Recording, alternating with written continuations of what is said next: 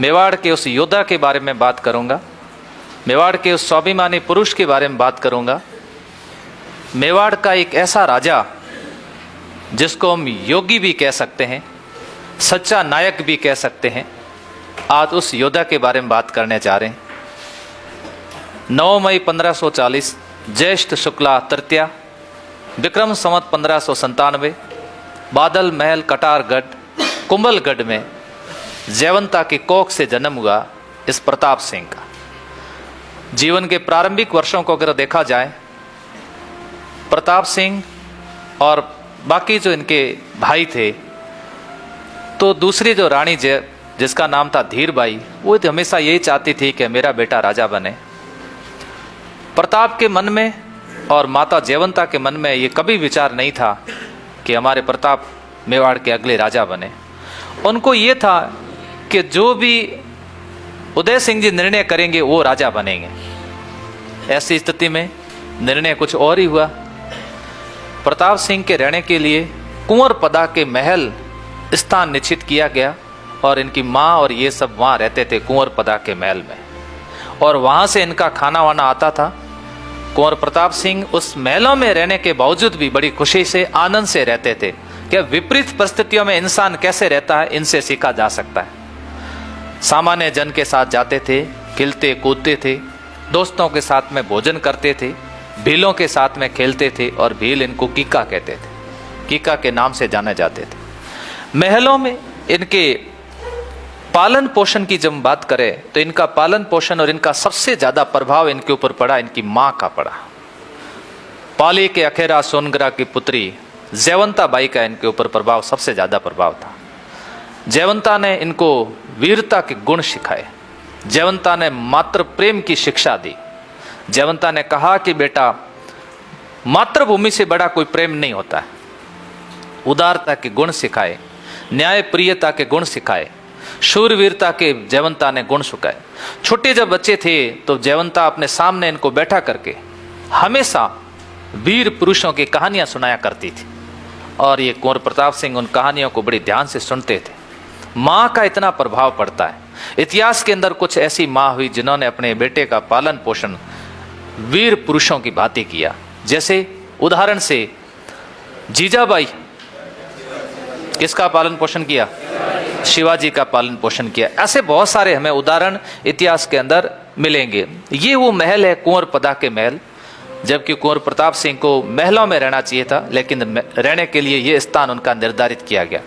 इसमें रहने के बावजूद भी इनको किसी प्रकार की कोई ईर्ष्या नहीं थी। सच्चे राष्ट्रभक्त जिनके मन में कुर्सी का सपना नहीं होता है ना, उनको जनता अपने आप कुर्सी दे देती है। और इनको किसी प्रकार, इनको पता था मेवाड़ के राणा जो भी होंगे मैं उनके साथ रहूंगा और इस मातृभूमि के लिए लड़ूंगा। यहाँ पर इनके रहने की और भोजन की व्यवस्था थी, काफी इनको परेशानी का सामना करना पड़ता था। उसके बाद में ये आप चित्र के अंदर देख रहे होंगे, ये चित्र उस व्यक्ति का है। इसके बारे में इतिहास में प्रश्न भी पूछा गया कि महाराणा प्रताप को शस्त्र और शास्त्र, देखो एक तो शब्द होता है शास्त्र और एक शब्द होता है शस्त्र। तो शस्त्र की विद्या देने वाले व्यक्ति अलग थे और शास्त्रों की विद्या देने वाले व्यक्ति अलग थे। महाराणा प्रताप को आध्यात्मिक और धार्मिक शिक्षा देने वाले भी योगी अलग थे। उनका नाम था योगी रूपनाथ जी। महाराणा प्रताप को धार्मिक और आध्यात्मिक शिक्षा योगी रूपनाथ जी ने दी थी। महाराणा प्रताप को शास्त्रों की शिक्षा और साथ साथ में कई सारे शस्त्रों की शिक्षा इनके गुरु थे, जिनका नाम था गुरु राघवेंद्र जी के द्वारा दी गई। और महाराणा प्रताप को शस्त्रों की जितनी भी शिक्षा सिखाई थी और जयमल जी राठौड़ ने सिखाई थी। ये जयमल राठौड़ इतिहास प्रसिद्ध चित्तौड़ में एक साका हुआ था तीसरा, और तीसरे साके के अंदर चित्तौड़ के दुर्ग के अंदर जो नेतृत्व करता दो थे, एक का नाम था जयमल राठौड़, दूसरे का नाम था फतेह सिसोदिया। अब सवाल पूछा जा सकता है, शस्त्रों की शिक्षा किसने प्रदान की थी? जयमल राठौड़ ने की थी।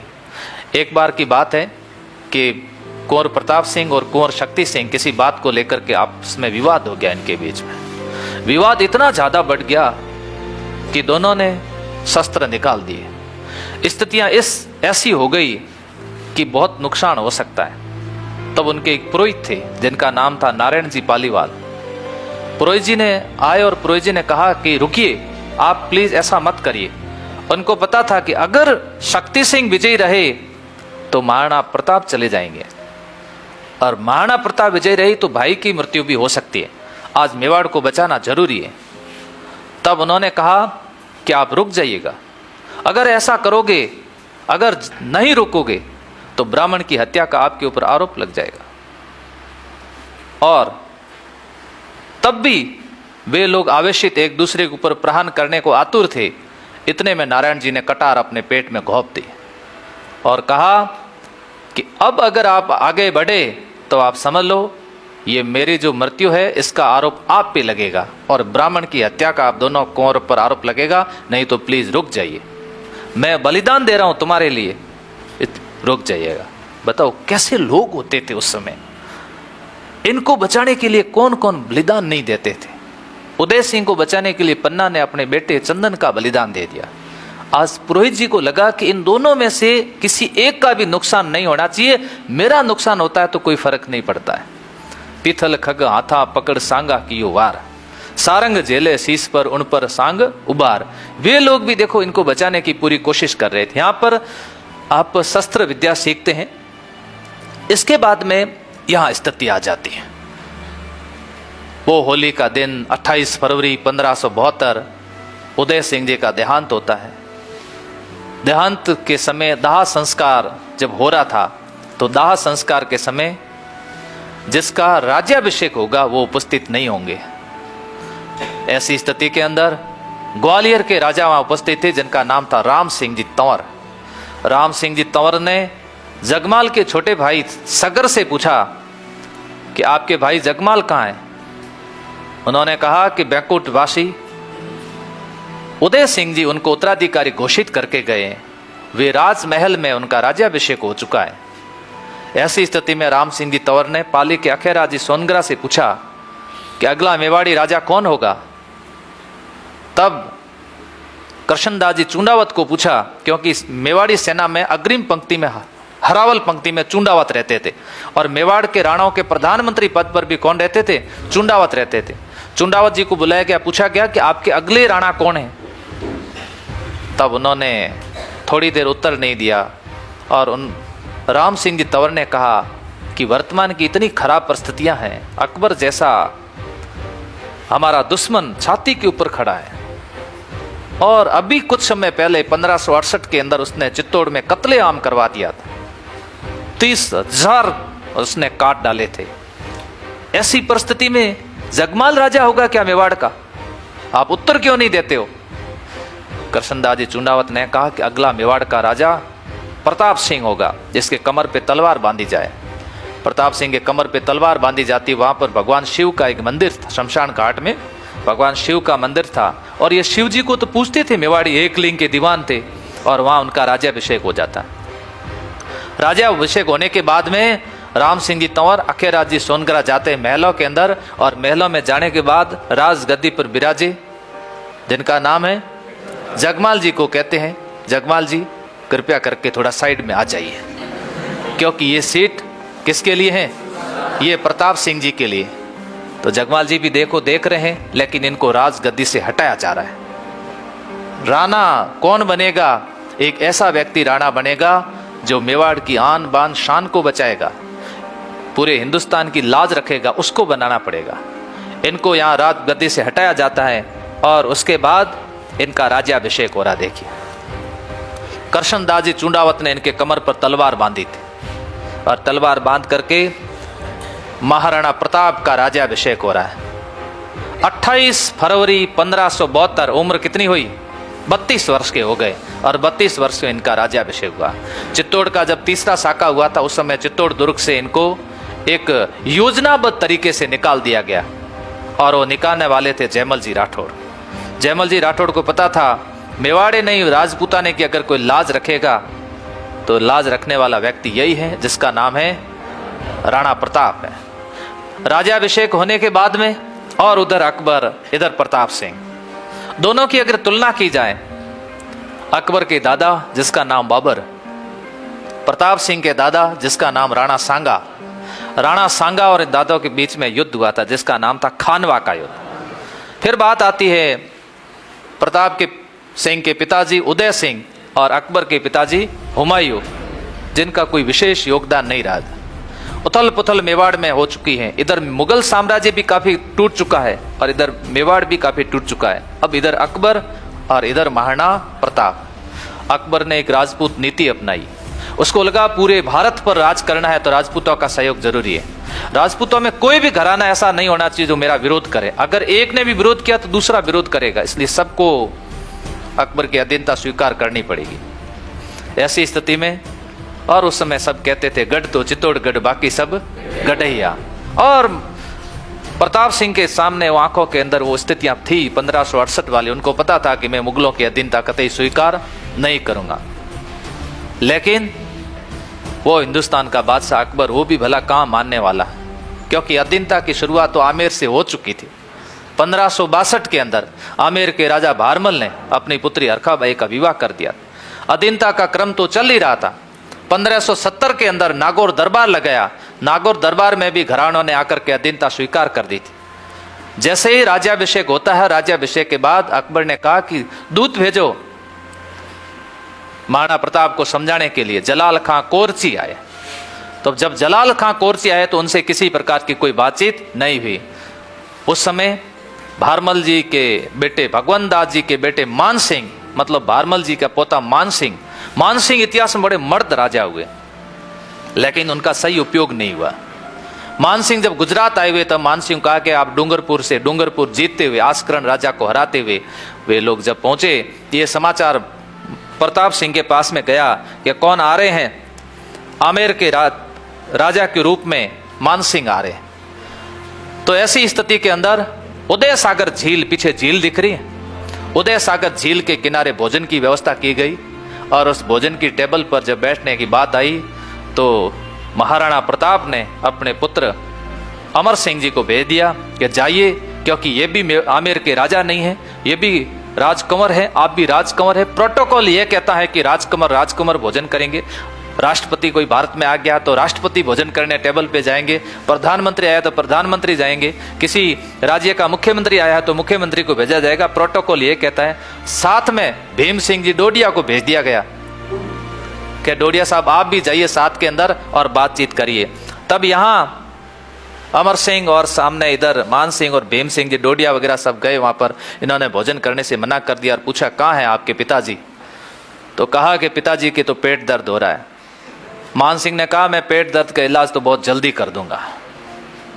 तब महाराणा प्रताप ने समाचार भिजवाया भीम सिंह जी डोडिया को, कहा कि आप ऐसा उतावला हो तो कह देना।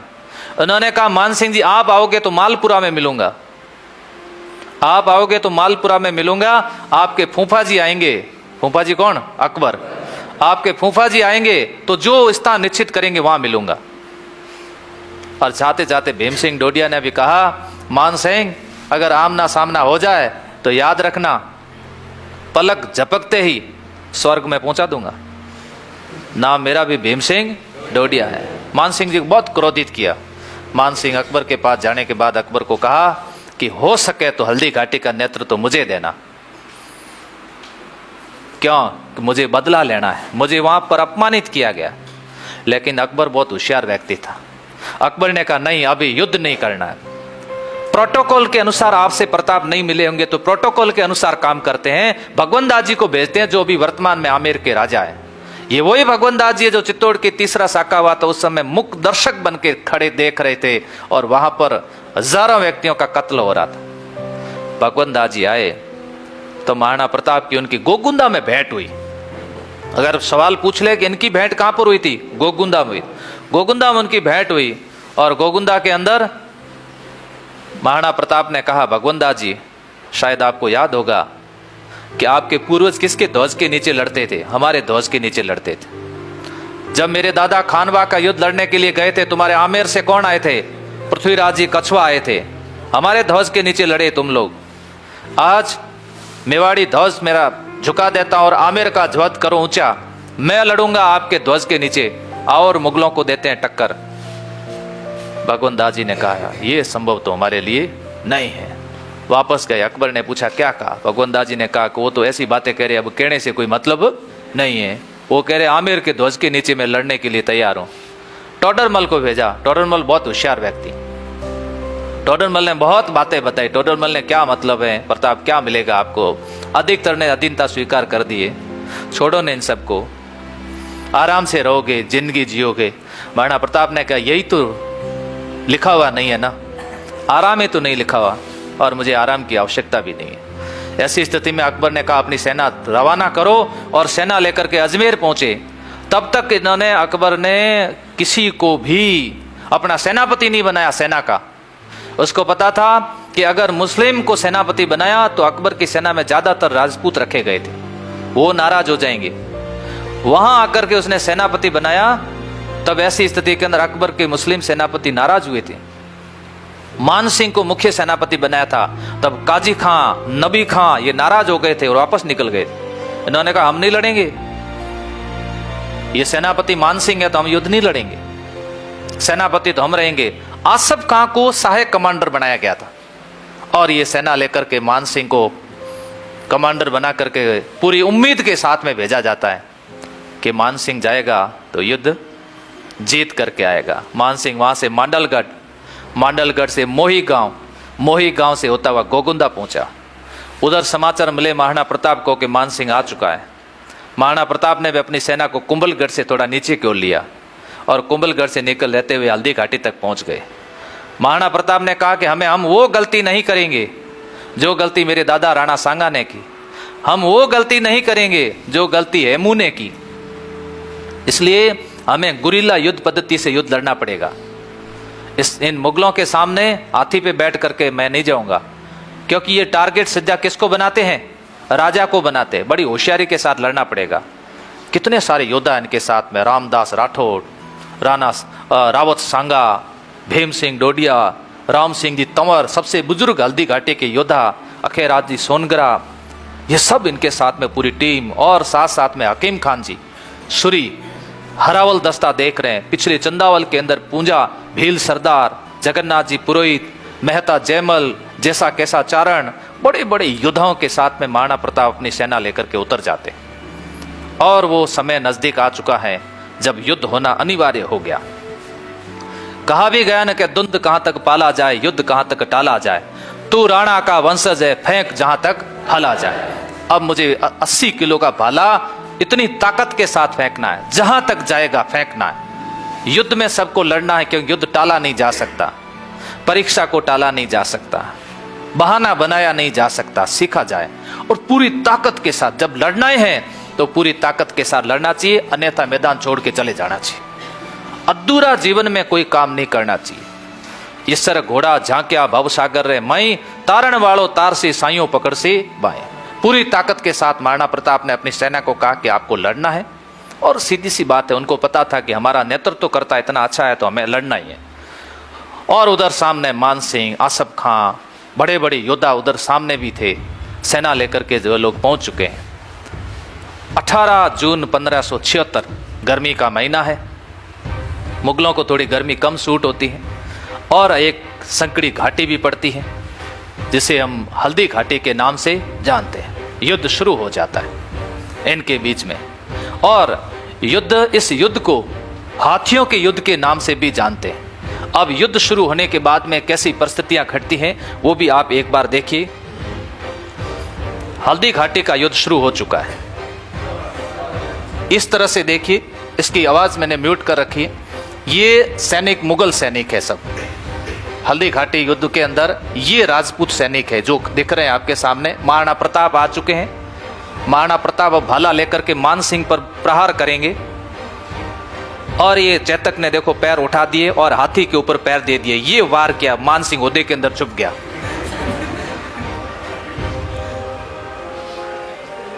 खून से लथपथ जब इसको देखा गया, ये हाथी ने देखो चेतक का पीछे का पैर काट दिया, पीछे का पैर काट दिया। ऐसी स्थिति के अंदर झाला मान आए और महाराणा प्रताप से निवेदन किया कि आप युद्ध भूमि से बाहर जाइए और ये मुकुट मुझे दीजिए। ये मुकुट पहन करके इन युद्ध भूमि से इनको बाहर भेजा जा रहा है, और ये कह रहे हैं मैं हूं महाराणा प्रताप, आओ और लड़िए। ये देखो इनको चारों तरफ से घेर दिया कि महाराणा प्रताप यही है, और यहां से ये लोग ये निकल गए। चेतक के चलने की स्थितियां भी आप देख चुके हैं। ये देखिए किस तरह से चला, ये 26 फीट का नाला पार कर दिया और ये गिर गया। देखो 26 फीट का नाला पार करने के बाद यहां पर चेतक गिर जाता है। तब कहा गया कि चेतक चढ़ गयो हाथी पे जन मान सिंह घबराए, भालो फेंक्यो राणा ने जब होद्यो टूट्यो जाए, रण में घमासान मच जाए, बेरी रणसू भाग्या बजाए।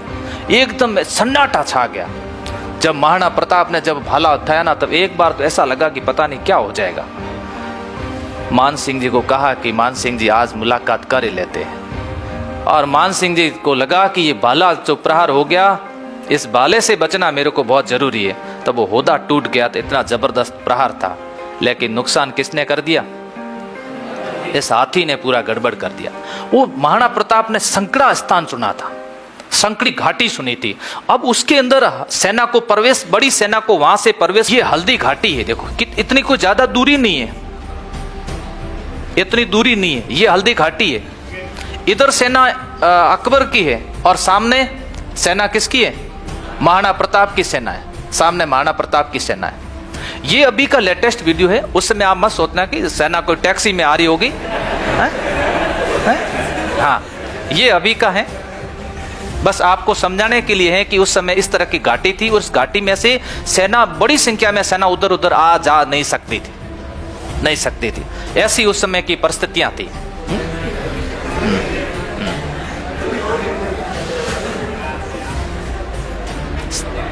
हल्दी घाटी रंगी खून सु नालो बहतो जाए।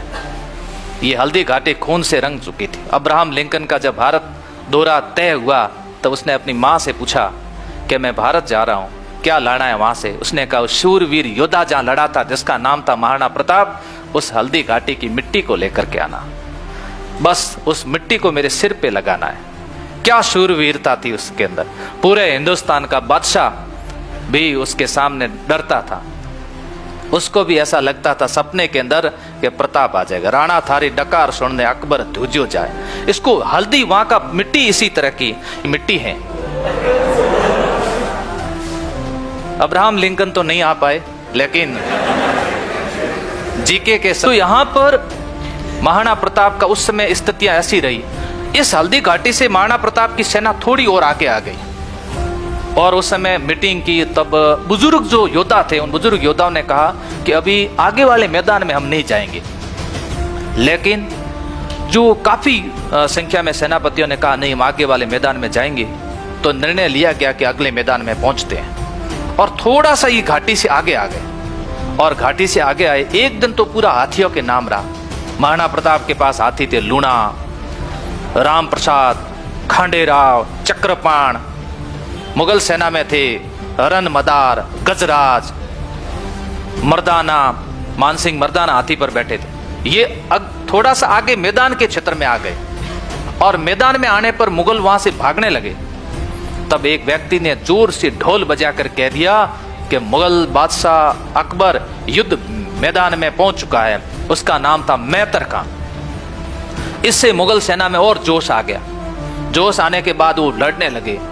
तब परिस्थितियां विकट थी और इस विकट परिस्थितियों के कारण वहां पर अच्छे जो सेनापति थे, उन्होंने ये निर्णय लिया कि महाराणा प्रताप को युद्ध भूमि से बाहर जाना चाहिए।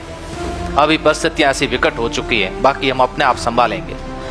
तब वहां पर योद्धा हकीम खां सूर, राम सिंह तंवर, अखेरा सोनगरा, रामदास राठौड़, ये लोग वहां पर परिस्थितियां संभालते हैं और झाला मन्ना मुकुट पहनते हैं। तब इतिहासकारों ने वहां के शिलालेखों में यह निर्णय हुआ कि इस हल्दी घाटी युद्ध के अंदर महाराणा प्रताप के पास 20,000 की सेना थी और 80,000 की सेना थी किसके पास? मुगलों के पास। परिस्थितियां तो इस प्रकार की थी, जब युद्ध चल रहा था तब बदायूं ने आसफ खां को पूछा कि मिस्टर आसफ खान, मुझे समझ में नहीं आ रहा है अपने सैनिक कौन से और उनके सैनिक कौन से, क्योंकि अधिकतर मुगल सेना में भी राजपूत सैनिक थे। तब आसफ खान ने वापस उत्तर दिया था कि बदायूं, तुम तो तलवार चलाओ, यहां पर राजपूत की गर्दन कटनी चाहिए, अपने और उनके मत देखो, तुम तो काटते चलो। देखो किस तरह की वहां परिस्थितियां थी और सामने वाले व्यक्ति की परिस्थिति कितनी अलग थी। मातृभूमि के प्रति प्रेम और स्वाभिमान क्या होता है, ये महाराणा प्रताप ने सबको सिखा दिया। इसके बाद में इसके बाद में देखिए, ये एक चित्र है, इस चित्र से भी वापस आपको सारा दृश्य वो समझ में आ रहा होगा। जैसे अभी आपने फिल्म में देखा था, वो दृश्य वही है। जब किसके ऊपर प्रहार किया जाता है? मान सिंह के ऊपर प्रहार किया जाता है, क्योंकि मैन योद्धा इसमें मान सिंह है, और योद्धा यानी कि सेना का जो सेना नायक है वो घायल हो गया, इसका मतलब सेना घायल है, उनके ऊपर ये प्रहार किया गया। इसके बाद में नेक्स्ट में आपको, महाराणा प्रताप ने कसम खाई थी कि मैं अब महलों में नहीं जाऊंगा, अब सेनापतियों के पास में रहूंगा, सामान्य व्यक्ति की तरह जीवन जीऊंगा। ये महाराणा प्रताप ने सभी के पास में बैठ करके कसम से आगे चलते हैं। हल्दी घाटी युद्ध के बाद में ये लीजिए परिस्थितियां इस प्रकार की हुई। हल्दी घाटी 1576 में हुआ, जिसको डॉक्टर गोविंद नाथ शर्मा ने कहा इसके बारे में कोई निर्णय नहीं हुआ। लेकिन 1578 कुंभलगढ़ हुआ। कुंभलगढ़ में शाहबाज खां को अकबर ने 3 बार भेजा, 77, 78 और 79। और 78 के अंदर कुंभलगढ़ के ऊपर जब महाराणा प्रताप उपस्थित नहीं होते हैं, तब शाहबाज खां द्वारा आक्रमण किया जाता है और शाहबाज खां वहां जीत जाता है। कुंभलगढ़ दुर्ग इनके हाथ से निकल जाता है, और कुंभलगढ़ दुर्ग हाथ से निकलने के बाद में फिर महाराणा प्रताप ने फिर गुरिल्ला पद्धति से युद्ध शुरू किया। उस समय योगी रूपनाथ जी ने आशीर्वाद दिया, और योगी रूपनाथ जी ने कहा था कि मगराचल के राजपूत अगर आपका सहयोग कर दे तो आप आगे वाले युद्ध जीतोगे। मगराचल के राजपूतों का इन्होंने सहयोग लिया, और सहयोग लेने के बाद में युद्ध के क्रम को फिर जारी रखा। तब ऐसी स्थिति के अंदर एक समय परिस्थिति ऐसी घटित हुई कि शाहबाज खां के बाद में आया, उसका नाम था अब्दुल रहीम खान खाना। और अब्दुल रहीम खान खाना जब आया वहां पर, तब अमर सिंह के द्वारा उसके ऊपर जबरदस्त आक्रमण किया गया, और आक्रमण करके और अब्दुल रहीम खान ये बैग में पकड़ में आ गई।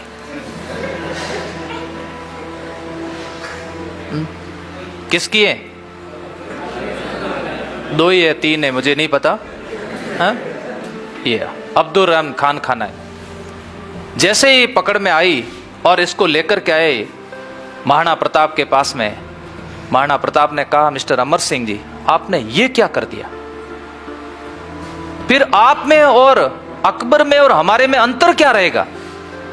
है? हमारे में अकबर में फिर अंतर क्या रहेगा? क्या इसी तरह से हम स्वाभिमानी पुरुष कहलाएंगे? छोटा करके आ गए। खान खाना जी बड़े प्रसन्न हुए। अब्दुल रहीम खान खाना बैराम खां के पुत्र थे। अब्दुल रहीम खान खाना भी अच्छे व्यक्ति थे। बाद में कहते हैं कि उन्होंने शिया मुसलमान थे और अपना धर्म भी चेंज कर दिया था। बहुत अच्छे थे, और अमर सिंह के साथ इनका पत्र व्यवहार होता था। तब अब्दुल रहीम खान खाना ने कहा था अकबर को जाकर के, उन्होंने कहा कि आप वहां से लड़े नहीं, किस उन्होंने कहा कि शूरवीरों के साथ लड़ना कायरों का काम नहीं होता है, मैं उन शूरवीरों के सामने नहीं लड़ूंगा। तब पूछा क्यों नहीं लड़ोगे? उन्होंने कहा कि उनके प्रति जो मातृभूमि का प्रेम और सबसे बड़ा गुण होता है वो चरित्र का होता है।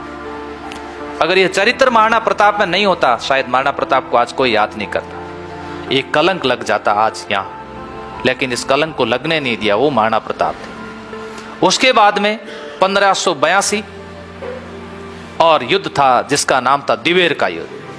और इस दिवेर के युद्ध के अंदर सुल्तान खां जो अकबर के रिश्ते में काका जी लगते थे, और सुल्तान खां अच्छे योद्धा भी थे। और जब दिवेर पर आक्रमण होता है, इनका विजयादशमी का दिन होता है, विजयादशमी के दिन क्षत्रिय शस्त्रों का पूजन करते हैं और इनके ऊपर आक्रमण करते हैं। जब उस समय आक्रमण हुआ, तब महाराणा प्रताप ने अमर सिंह जी को कहा था कि अमर सिंह जी सावधान रहना, Sultan Khan is a warrior, Sultan Khan एक बहुत बड़े योद्धा है, इनसे जीतना थोड़ा मुश्किल है, इसलिए सावधानी से। मैं भी साथ हूं। लेकिन वो अमर सिंह जी का प्रहार इतना तेज प्रहार था, और उन्होंने जबरदस्त भाले से प्रहार किया। देखिए भाला इतना तेज था कि भाला इनके छाती में से होता हुआ, घोड़े की पीठ में से होता हुआ जमीन में धसा दिया था। घोड़ा भी गिर जाता और खुद भी नीचे गिर जाते हैं, लेकिन यहाँ भाला निकालना मुश्किल हो गया। मुगल सैनिकों से जब भाला नहीं निकला, तड़प रहे थे। न्यायप्रिय व्यक्ति थे सुल्तान खान जी, इन्होंने कहा कोई गंगा जल पिलाओ, गंगा जल। तब ऐसी स्थिति के अंदर अमर सिंह जी ने भाला निकाला, तब छाती पे पैर दिया था। महाराणा प्रताप ने डांट लगाई थी कि किसी योद्धा के छाती पे पैर कभी नहीं देने चाहिए। युद्ध भूमि में घायल होने वाला कोई भी योद्धा वो सम्मान योग्य, सम्मानजनक योग्य, उसके ऐसे पैर से ठोकर नहीं मारी जाती है। तब इनका भाला निकालने के बाद इनको गंगा जल पिलाया गया था। सुल्तान खान की मृत्यु हो जाती है और ये युद्ध जीत जाते हैं। कर्नल जेम्स टोड ने कहा कि ये तो हो गया मेवाड़ का मैराथन हो गया। उसके बाद में प्रताप को लगा कि अब अकबर को लगा कि अब किसको भेजूं। सुल्तान खान युद्ध हार चुके हैं। तब उसने अंतिम अभियान के रूप में भेजा था जिसका नाम था जगन्नाथ कछुआ। जगन्नाथ कछुआ को अंतिम अभियान के रूप में 1584 में भेजा था। 1585 को महाराणा प्रताप अपनी राजधानी ले जाते हैं चावंड। 1595 से लेकर 97 तक राजधानी इनकी चावंड रही। 1585 से लेकर 1597 तक कोई आक्रमण अकबर का नहीं हुआ। इसे इतिहासकार कहते हैं अघोषित संधि काल, किसी प्रकार का कोई आक्रमण नहीं हुआ। तो फिर अगर हम इतिहास में इस तरह से पढ़ते हैं कि हिंदुस्तान का एक बहुत बड़ा बादशाह इनको झुका सकता था, लेकिन 85 से 97 तक फिर झुकाया क्यों नहीं? लेकिन इनको लग गया था कि ये स्वाभिमानी पुरुष हमारे से झुकने वाला नहीं है। आगे की हम बात करते हैं। उसी समय अकबर का एक योद्धा था जिस योद्धे का नाम था बहलोल खां उज्बेक। गजब का योद्धा था। इसको तैयार किया हुआ था महाराणा प्रताप के लिए। कई लोग हथौड़ा लेकर के इसके सिर पे ठरका देते थे यूं। इसको इतना मजबूत बनाया हुआ था। नर बख्शी था ये, नर बख्शी। ये जिंदा जिंदा खा जाता था। ये एक ऐसा व्यक्ति था, इसको इस तरह से तैयार किया हुआ था। तब हाथी भाटा नामक स्थान पर राजसमंद में, वो राणा खेत था और हाथी भाटा नामक स्थान था, उस स्थान पर महाराणा प्रताप ने फिर अमर सिंह को कहा, मिस्टर अमर सिंह इस बार थोड़ा दूर रहना, बहलोल खां के सामने मुझे जाने देना, क्योंकि बहलोल खां को जिस तरह से तैयार किया गया है ना, वो मुझे पता है। बहलोल खां भी बहुत बड़ा योद्धा है। तब महाराणा प्रताप पास में जाते और बहलोल खां को थोड़ा उकसाया जाता है, और उकसाने के बाद में बहलोल खां ने वार करने की कोशिश की। तो महाराणा प्रताप ने इतना जबरदस्त वार किया, क्योंकि पर्सनैलिटी बड़ी गजब की थी। 7 फीट 5 इंच हाइट थी महाराणा प्रताप की, हाइट वाइट बड़ी जोरदार थी। तब इतना जोर से प्रहार किया महाराणा प्रताप ने कि बहलोल खां 2 हो गया। देखो, घोड़े सहित बहलोल खां को घोड़े सहित काट दिया। आधा बहलोल खां इधर और आधा बहलोल खां इधर। इन लोगों की देखो बीपी लो हो गई। ये जो पास में देखो आंखें फटी की फटी रह गई। ए ओ हुआ नहीं हुआ? देखो इधर देख लो, ये देखो शेर की तरह दाड़ रहे। देखो शेर, ये इनके महाराणा प्रताप के सैनिक है। शेर की तरह दाड़ रहे, पीछे से कह रहे हैं लगाओ झटका। लगाया झटका घोड़े सहित। महाराणा प्रताप ने 3 दिन तक व्रत किया। इन्होंने कहा कि मेरे साथ में एक जीव कट गया मेरे हाथ से। और कौन कट गया? घोड़ा कट गया, जीव कट गया मेरे हाथ से। इतना जबरदस्त प्रहार किया था इनके ऊपर। ये बातें जब अकबर के पास में पहुंची, तब अकबर ने किसी ज्योतिषी को अपना हाथ दिखाया। ज्योतिषी ने कहा, जिस दिन प्रताप का और आपका आमना सामना हो गया, वो आपका अंतिम दिन होगा।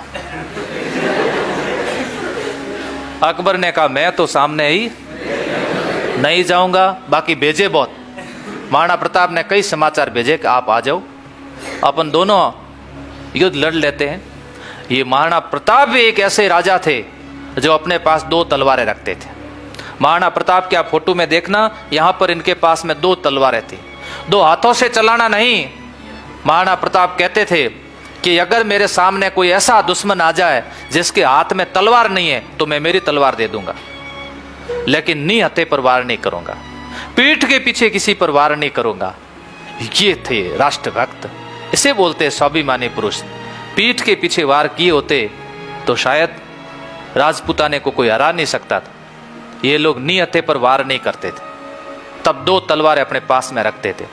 हालांकि कई ऐसे राजा हुए, योद्धा हुए इस धरती के ऊपर।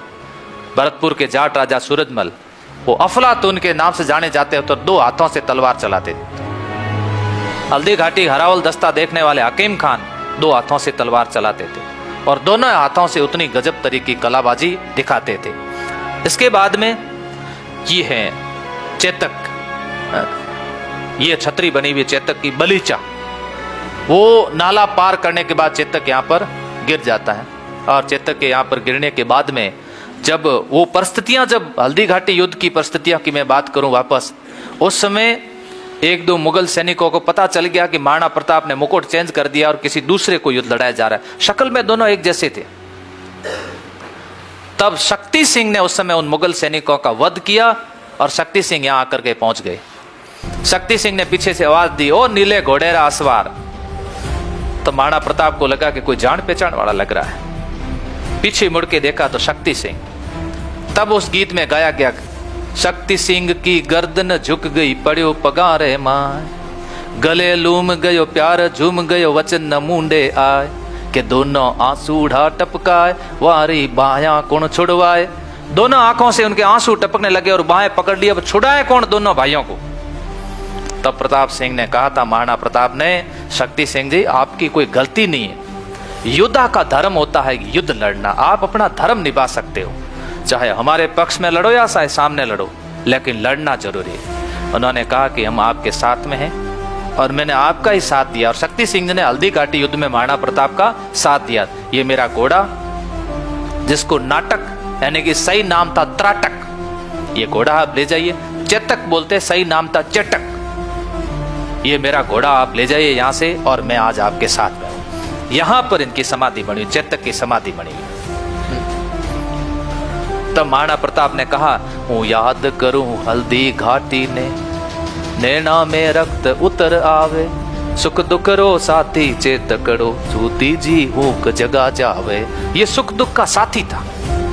महाराणा प्रताप को बहुत दुख हुआ था चेतक के जाने पर। क्यों? चेतक के आगे हाथी की सूंड लगाते थे, लोगों को कंफ्यूज करते थे। उनको लगता था कि महाराणा प्रताप हाथी पर सवार है, जबकि वो हाथी पे नहीं थे। किस पे थे?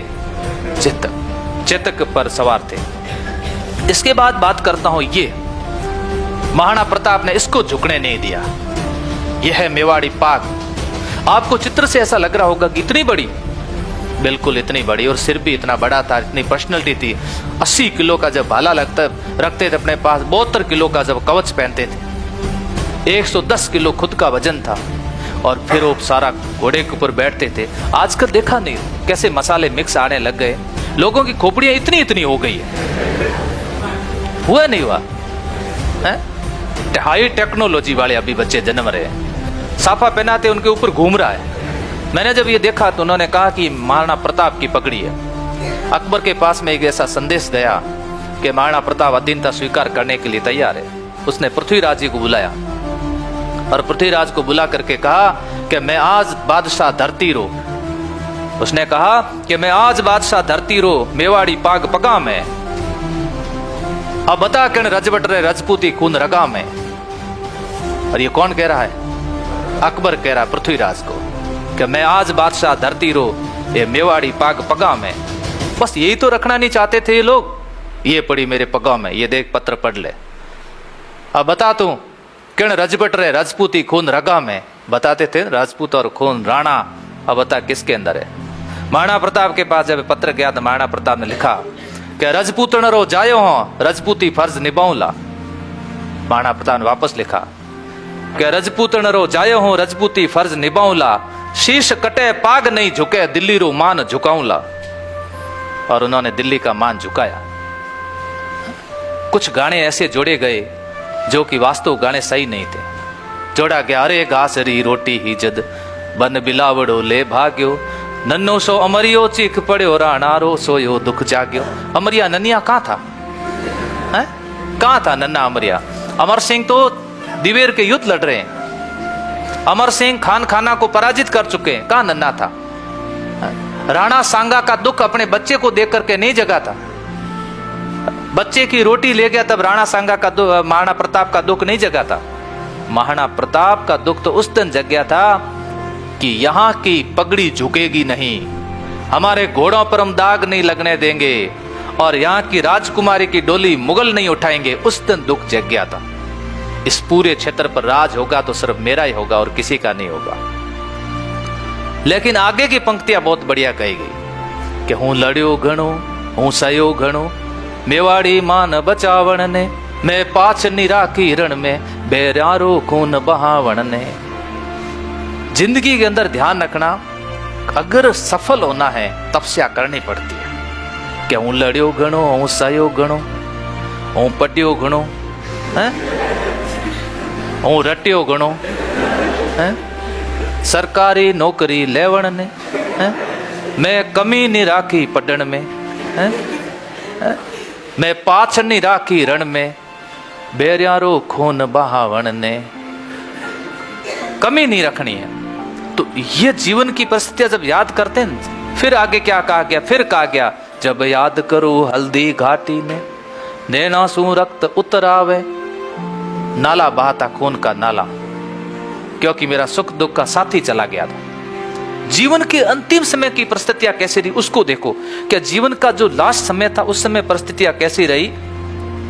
महाराणा प्रताप के लास्ट समय के अंदर भी एक बग नखा था, ये आक्रमण कर रहा था उस समय, बग नखा इसे बोलते हैं, और इसके द्वारा आक्रमण किया गया। ये गाय के ऊपर आक्रमण कर रहा था। ऐसी स्थिति में महाराणा प्रताप उस समय उठ गए और उन्होंने कहा इसको मारो इसको। तब उस समय उनके पास में शस्त्र नहीं थे। ऐसी स्थिति के अंदर महाराणा प्रताप ने शस्त्र उठाया और इसके ऊपर वार कर दिया। देखिए ये देखो, एक तो पंजे में सामने हाथ मिलाया और दूसरा पंजा इसका फ्री है और देव मारा यहां पर। इसने घायल कर दिया महाराणा प्रताप को। इसके घायल करने से 19 जनवरी 1597 को 19 जनवरी 1597 को कितने वर्ष के हो गए, कितने वर्ष के, 57 वर्ष के होने के बाद में महाराणा प्रताप का देहांत हो गया। महाराणा प्रताप जिनकी मौत पर उनका सबसे बड़ा शत्रु अकबर भी रोया था। ये दोनों तलवारें रखते थे, ये देखो तलवारें। अकबर की आंखों में भी आंसू आए थे। अकबर ने कहा कि मैंने योद्धाओं के बारे में बहुत सुना है, महाराणा प्रताप तो वास्तव में योद्धा था, सच्चा भक्त था, राष्ट्र भक्त था, नायक था। तुम्हारा इतिहास अमर रहेगा, युगों युगों तक तुम्हें लोग याद करेंगे कि अकबर से भी किसी ने टक्कर ली तो सच्ची तुमने ली थी। आज मेरी आंखों में आंसू है, तेरी वीरता के कारण मेरे आंखों में आज आंसू आ रहे हैं। एकमात्र तुम ही वीर थे जिन्होंने तुम्हारे घोड़े पर दाग नहीं लगने दिया। बाकी राजपूतों के जितने भी घोड़े हैं उनके ऊपर मुगलों की मोहर लगी हुई है। एकमात्र तुम हो जिनने लगने नहीं दिया। तुम ही वो वीर हो जिन्होंने अपनी डोली नहीं उठने दी। बाकी तो हमने डोलियां उठाई है। आज मैं नमन करता हूं उस वीर को, महाराणा प्रताप को। ये वीरता थी। जीवन के अंदर व्यक्ति अंदर से स्ट्रांग होता है और अंदर से ही कमजोर होता है। कहा गया न कि मन के हारे हार और मन के जीते जीते। सामने 200 लोग खड़े हैं, शेर की तरह दहाड़ करके आप निकल जाओ, 200 भाग जाएंगे। वो विश्वास होना चाहिए, आई कैन डू, मैं ऐसा कर सकता हूं। कठिन परिस्थितियां भी आएगी तो भी उसको भी सह लूंगा, लेकिन कमी नहीं आने दूंगा। इस दरमियान एक व्यक्ति को याद करना पड़ेगा जिसका नाम था भामाशाह। पाली के रहने वाले भामाशाह के द्वारा 20,000 स्वर्ण मुद्राएं दी गई और उस 20,000 स्वर्ण मुद्राओं से इन्होंने सेना की तैयार की थी। एक मजीरा गांव था, मजीरा गांव से भील सेना तैयार की थी और वो भील सेना इनके सहयोग में काम आई थी। वहां से इन्होंने सेना तैयार की और लास्ट के समय जब ये घायल हो गए थे उस समय अपने सेनापतियों को कहा था कि आप लोग मुगलों की अधीनता स्वीकार मत करना। वैसे मुझे विश्वास है कि मेरा बेटा वीर है, योद्धा है। डॉक्टर गौरीशंकर हीराचंद ओझा ने लिखा था कि अमर सिंह वीर पिता के वीर पुत्र थे। अमर सिंह बहुत अच्छे योद्धा थे, लेकिन परिस्थितियां ऐसी विकट आई कि 5 फरवरी 1615 को मेवाड़ को मुगलों के साथ संधि करनी पड़ी। वो जहांगीर था जिसने मेवाड़ को जलाकर राख करने की नीति अपनाई थी और इनको वहां जाकर के संधि करनी पड़ी। लेकिन फिर भी सर टॉमस रो लिखता है कि जहांगीर ने मुगलों को अधीन बल से नहीं धन से किया था, धन से अधीन किया था। इसमें मुगलों को फायदा कुछ नहीं हुआ था, लेकिन मेवाड़ियों को फायदा हुआ था। मेवाड़ी राणा मुगल दरबार में नहीं जाएगा, मेवाड़ी राजकुमारी की शादी मुगलों के साथ नहीं होगी। 2 ही शर्तें थी इनकी। इज्जत इसी के लिए लोग लड़ते थे और इसी के लिए जीवन पर्यंत लड़ते रहे, ये जीवन पर्यंत लड़ते रहे। तो बात अब शुरुआत करूंगा मैं आपके सामने। हेडिंग डालो आप सभी, महाराणा प्रताप।